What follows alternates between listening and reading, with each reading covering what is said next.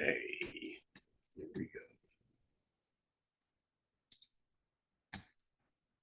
go. This is a three-part community justice video workshop created and facilitated by yours truly. I'm Reverend Lucious Conway. If you want parts 2 and 3, then I would ask you to be so kind as to go to this link on our sign in. Go to this link and leave your email at that link. So copy it, put it in your address bar, and go there in order to get part 2 and part 3. I want to welcome you. Peace and welcome, family. My name is Reverend Lucious Conway. I'm your Detroit civic educator. I want to thank you for taking time to learn, to strengthen yourself, and to claim your power. This is not a lecture. This is survival, right? There's nothing but survival training. What I'm going to share with you are the tools I've gathered over 40 years of advocacy in ministry and community struggle. Tools that help us survive the system, tools that help us defend our rights, and tools that help us build power for our families and our community. Our theme tonight is simple: know your rights, claim your power. Let us ground ourselves in the word from the Ethiopian Bible. Amos chapter 5, verse 24. Let justice roll down like water, and righteousness like an ever-flowing stream. Justice is God's desire for us. And in this moment, we align ourselves with that justice. Before we go further, I want you to reflect. I want you to think about one issue that frustrates you most about the system. Is it the police? Is it housing? Is it the courts? What frustrates you most about the system right now? Think about that and hold that thought, because by the time we close, I want you to have at least one step forward you can take against it. Okay, so let's go to our first handout, okay? And that's going to be a police report, right? Now, just by the by, if you would, I'd ask you to pause your video for a moment and enter the answers to these questions in the comment section on whatever platform you're watching. That means pause, and I don't need the question, I don't need the number to the question. I just need the answers. So for number 1, you're going to either write yes or no, you're going to make a comma. Then you're going to go to number 2, and you're going to write one of these numbers, 1, 2, 3, 4, or 5 for each of the following, and you'll make a comma after you enter that number. 1 means that you are confident in dealing with that part of the system. 5 means you're not so confident with dealing with that part of the system. So you have a series of 4 numbers separated by commas after your yes or no answer, and then you're going to have one of these topics listed.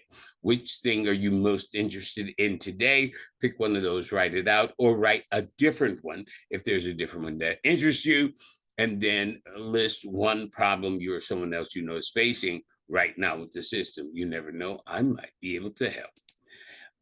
Now, let's get to our first handout, which is reading police reports. And I have one for you to look at. First, let me note, always request a copy. Look for names, badge numbers, dates, and time. Errors equal leverage. That means your advantage.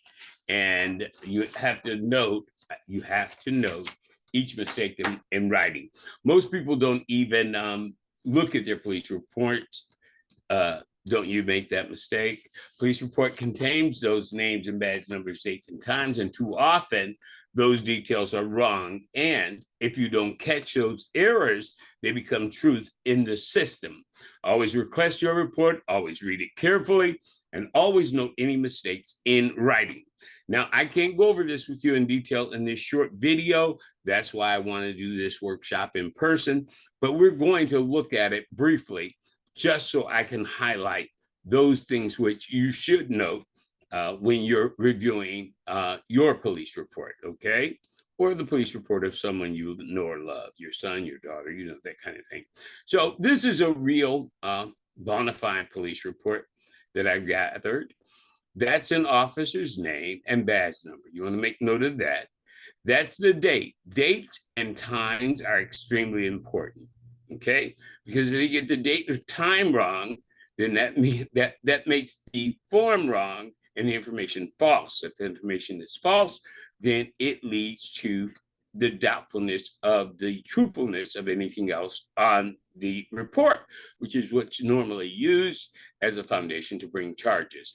Another officer name, badge number, date and time, a little factual scenario you want to pay attention to. In person, we can go deeper into factual scenarios and where facts may be wrong. In this particular police report, there are some inconsistent facts. Date and time, officer name, and badge number. So we want to make sure that we pay attention to those things because that could be the difference in your freedom and your being arrested. Okay, let's go back to our slides. And so you understand about reading police reports. Writing effective letters and dealing with landlords and dealing with government agencies, the water department, what do you call the trash collector people? Them, right? You want to be able to write an effective letter that gets you some results. Calling does not help.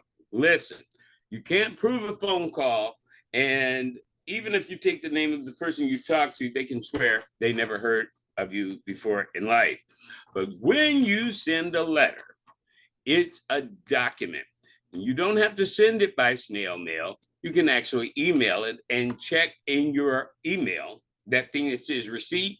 So it'll notify you when somebody opens that email. That's what you want to do. So writing a letter, you're going to keep it short, you're going to keep it polite, and you're going to keep it clear. Your name's at the top, your address, and the date. I know I'm going kind of fast. You can always rewind this and look at it again. To whoever the agency is, the landlord, the property management agency, whoever. What is your subject? What is it? A hole in your wall, the electricity doesn't work, the heat doesn't work. Whatever that issue is, you want to write it at the subject line. And then, dear sir or madam, if you knew their name, stick it in there. If you don't, that's fine. I'm writing regarding my heat not working. Please confirm receipt of this letter and advise when the issue will be resolved. That's simple, sincerely, and your name. And you now have a written record of your contacting them, when you contacted them, and how long it has taken them to respond if they have not. So your rules for power letters: date it, keep it short, state the problem clearly, sign and keep a copy. And of course, there's that example. In person, you would be getting handouts that you could walk away with and use as your templates and samples. If you like to have them emailed to you digitally, make sure that you go to that link I showed you above and send me your email and I'll send you that information, okay? So your voice is powerful when it's on paper. When you write, you create a record.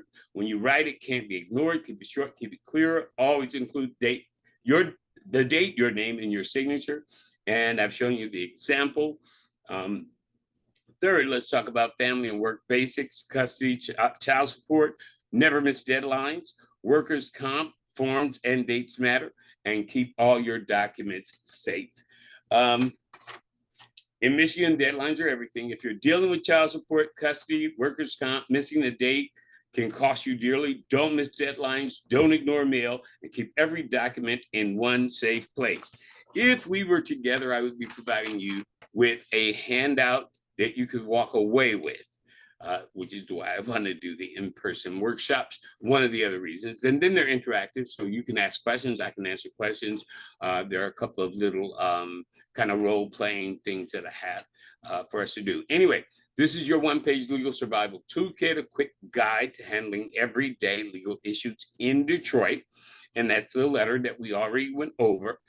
Child support basics, court orders come from the court. Once ordered, payment must go to the Michigan State Disbursement Unit. Friend of the court enforces support, tracks payments, and handles modifications.